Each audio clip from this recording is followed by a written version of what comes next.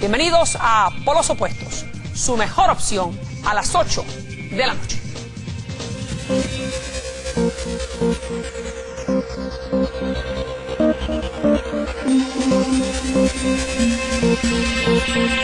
Para entonces ampliar un poco más la noticia, el diario de Nuevo Herald ha revelado que Cuba está detrás de 4 grandes proyectos de telecomunicaciones, que son básicamente la expansión del Internet, la elaboración de pasaportes y documentos de identidad venezolanos, la reestructuración de la recién nacionalizada empresa de comunicaciones, la CanTV, que es la mayor del país, y establecer un moderno cable submarino entre los dos países para que aumente cerca de 2.500 veces la capacidad de construcción entre Cuba y Venezuela.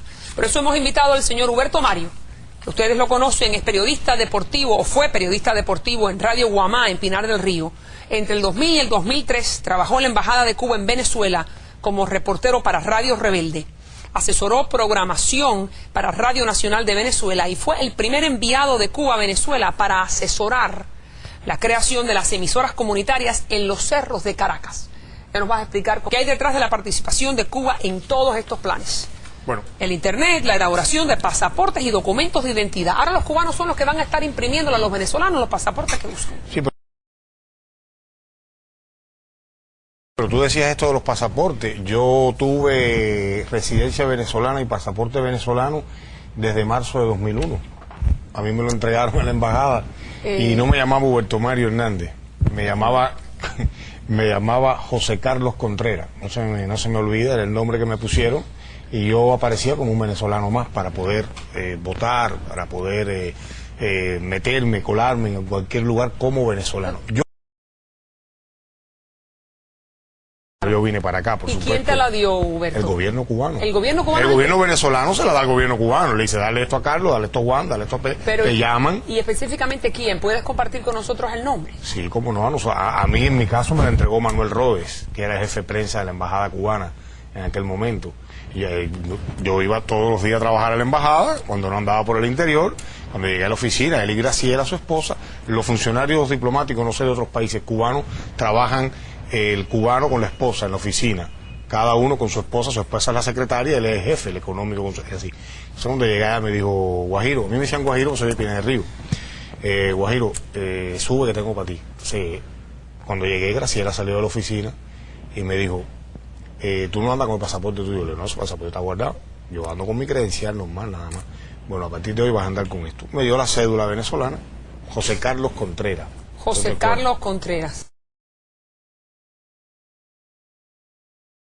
Los médicos cubanos que trabajaban en el estado Vargas, que en aquel momento, en el 2001, eran más de 200, porque ya en el 99 había sido la tragedia, tenían la posibilidad, en el 4º piso del Aeropuerto Internacional de Maiquetía, en la oficina del director general, de hacer una llamada a Cuba una vez al mes, todos los médicos, y podías hablar todo el tiempo que tú quisieras.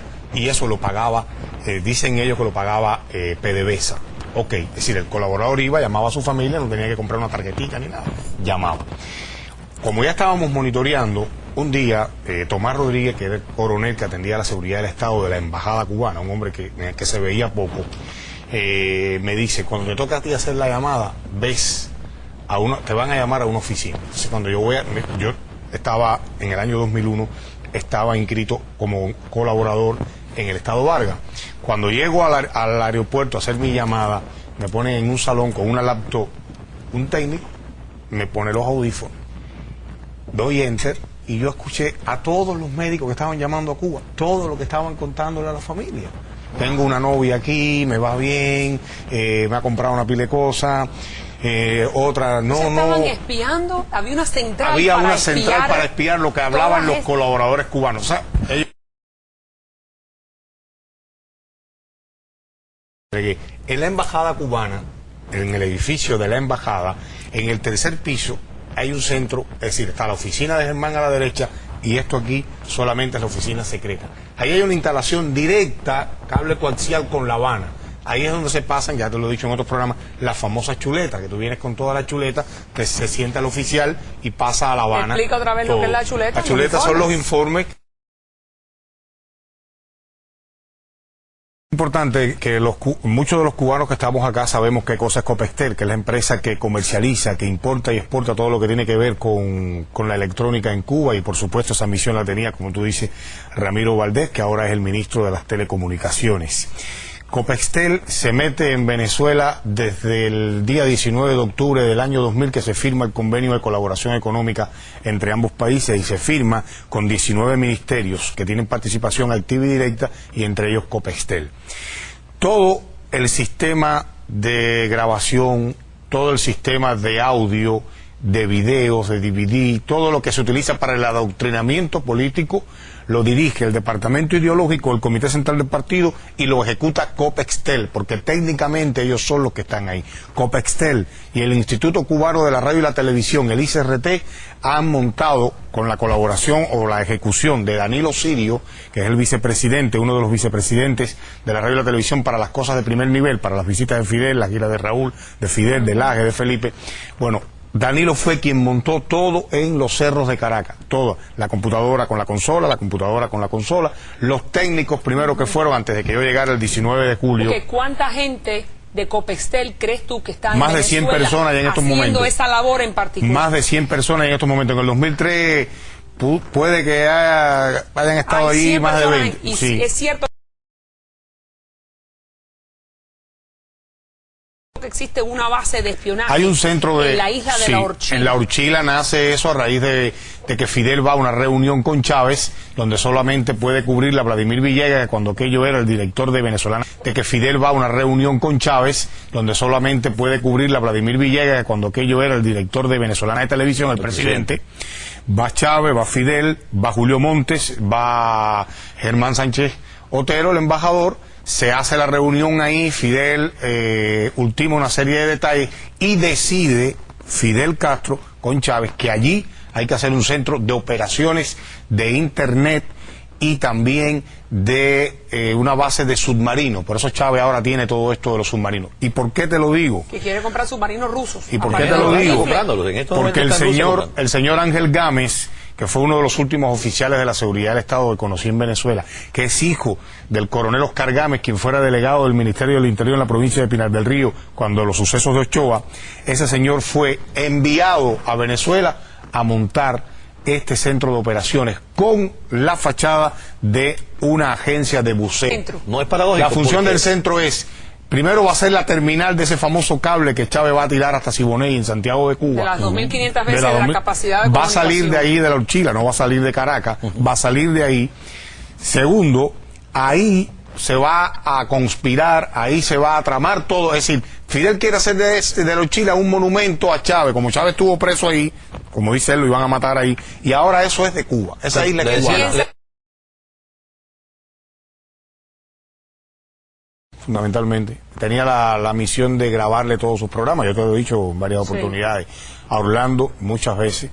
¿Y cómo te sentías tú haciendo esto, sabiendo? No, es que yo traté de hacérselo llegar, es decir, de que él se enterara, pero ahí me estaba jugando la vida. Voy con Germán Sánchez Otero y con Manuel Rodés. Yo personalmente voy, el embajador le pide la réplica, él se la concede y le dice: estamos en un país democrático, sí. Tiene la réplica. Y al otro domingo, que ese programa los domingos a las 11 de la noche, yo le hago la réplica. Yo soy el que leo, edito y preparo a escondida en ese estudio de Ángel.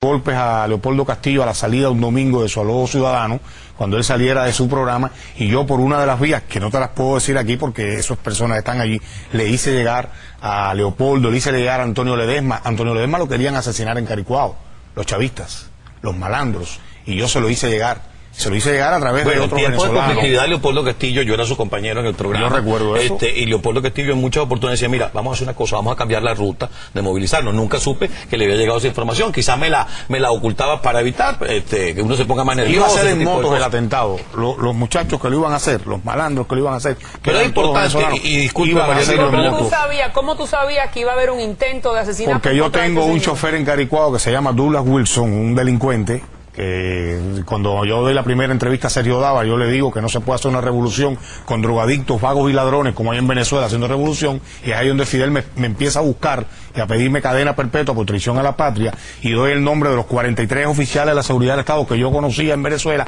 Yo los denuncio a través del Diario Nacional, los denuncio a través de los medios de comunicación, y Douglas Wilson me dice a mí una noche en casa de la profesora Omaira Hernández, le voy a, como decimos los cubanos, le voy a pasar la cuenta a Leopoldo Castillo y le voy a pasar la cuenta a Antonio Ledesma. Rápidamente yo le hice llegar eso porque ya yo me iba a quedar, ya yo no tenía nada que ver con ellos, pero no se lo podía decir. Y yo le hice llegar a ellos que los iban a madrugar. ¿Qué fue lo que dijo el señor Andrés Izarra, presidente de Telesur, comenzando este año? Que vamos hacia la hegemonía comunicacional, es decir, una sola voz hablando en los medios, una sola voz hablando en televisión, claro, una sola voz hablando en radio, una sola voz hablando en la prensa. ¿Y cuál es la voz? La voz de Hugo Chávez. ¿Y quién es el asesor de ese hombre? Ovidio Cabrera, vicepresidente del Instituto Cubano de Radio y Televisión, un ideólogo del Partido Comunista de Cuba hace 30 años. Es el que lo asesora, es el que está ahí en Telesur. Consulado ¿Cómo cubano funciona? Un centro de inteligencia dentro del consulado. Mira, primero hay funciona un grupo de funcionarios cubanos, ex funcionarios del Partido Comunista de Cuba, que trabajaron en provincias, en municipios cubanos, que cuando ya terminaron su labor como secretarios del partido, pasan a las embajadas. Estos funcionarios que están en Venezuela, además de adoctrinar, es también enseñar, adiestrar para espiar. Nosotros, claro, en el eso año... es un arte. En el año 2003 y año 2002 ya estábamos formando a venezolanos para que aprendieran a espiar. Venezolanos que nosotros... 2003-2002. ¿Y cómo Sí, se le aprendieron. enseña? Ya aprendieron, los venezolanos aprendemos rápido. Okay, ¿cómo se le enseña brevemente a espiar? a hacerse pasar por enemigo y no es enemigo. Ya.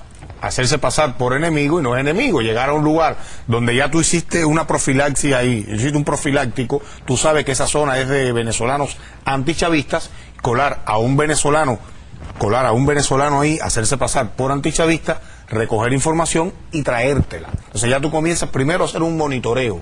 Eso es un primer estado para hacer un trabajo de espionaje, comienzas a hacer un monitoreo. No puedes colar a un cubano ahí, porque no van a confiar en él. Entonces preparas a un venezolano. ¿Y cómo se preparan los venezolanos? En la escuela de capacitación de trabajadores sociales en Cogimar, que van por 45 días, vienen con el cerebro bien lavadito, cuando regresan a Venezuela, están por todos los barrios. No funcionó los círculos bolivarianos, pero sí están funcionando los comités de jóvenes bolivarianos, esto que está creando Chávez. ¿Cuántos muchachos han pasado ese curso de Más de 45 5.000 muchachos días? venezolanos ya están regados por los 23 estados de Venezuela, hablándote de Marx, de Lenin, de Fidel, del Che, ¿me entiendes? Okay. Entonces, ahora, estamos hablando de la radio y de la televisión. Vamos a hablar un poquitico del Internet, que es la tecnología del futuro. Mira, la Internet es muy fácil. Específicamente, ¿dónde se monitorean estas páginas de Internet? Y ahora la CanTV, que era la compañía de telecomunicaciones más importante y más antigua de Venezuela. Y la que ahora tenía está en ya te manos hablé de de un nadie. estudio, ya te hablé de un amplia. estudio secreto que tiene Ángel Palacio en la Candelaria. Ángel Palacio, reitero, un venezolano que estuvo por Cuba y se formó muy izquierdista en Cuba, muy comunista, junto con Luis Rodríguez, Julio Monte, con muchos de ellos. Julio Monte, que fue embajador de Venezuela en Cuba y ahora está en Bolivia de embajador.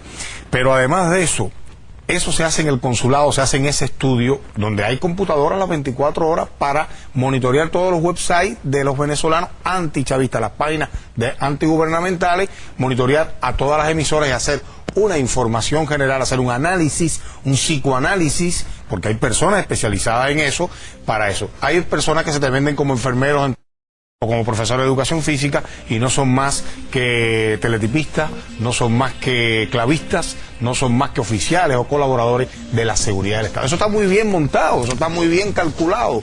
Cuando Rosabal dijo en el 2000 que habían 1.000 oficiales de la seguridad del Estado o colaboradores en Venezuela, y Fidel dijo, le voy a dar $1 millón si me dice los nombres de cada uno de ellos, yo dije en broma en aquel momento, me voy a volver millonario porque yo conozco una pila, y me dijeron, cállate la boca, pues te vas a caer preso. Es decir, que era verdad, y Fidel le dijo al mundo que Rosabal estaba metiendo mentiras. ¿Me entiendes? Y no, es verdad que eso está colmado de oficiales de la seguridad del Estado. ¿Qué pasa?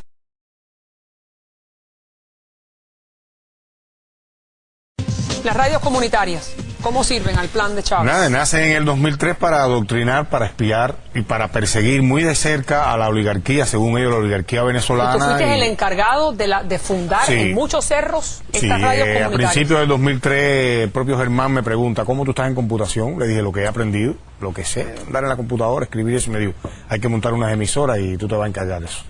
Ya en el ¿Cuántas día, montaste? 9. 9 que puse la música, llevé los CD, la consola, la computadora, claro, el técnico del ICRT fue el que montó eso.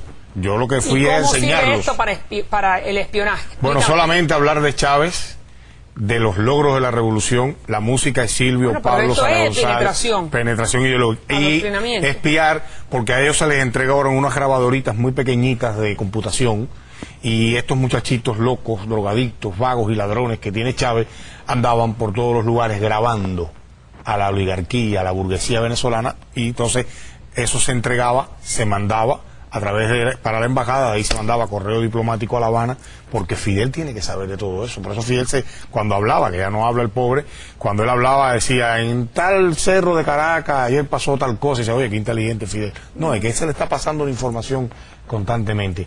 Y la radio comunitaria, que lastimosamente es Radio Nacional de Periodismo, por lo menos la de Caricuao, ahí eso Se llama es Radio Perola. Radio Perola, eso es burda de drogadictos, de vagos y ladrones. Bueno, pero yo creo que esa realidad está cambiando. Ya Chávez se dio cuenta que lo que tenía eran delincuentes. Ahora tiene gente que ha sido adoctrinada. Cuando yo trabajé en Radio Nacional de Venezuela asesorando a los periodistas, la señora Elena Salcedo se paró en la primera reunión en el cafetín de Radio Nacional de Venezuela y dijo, el que no quiera venir a las clases del cubano, que se vaya. Aquí hay que venir a oír comunismo y a oír a Carlos Mario Federico Engel. Así mismo.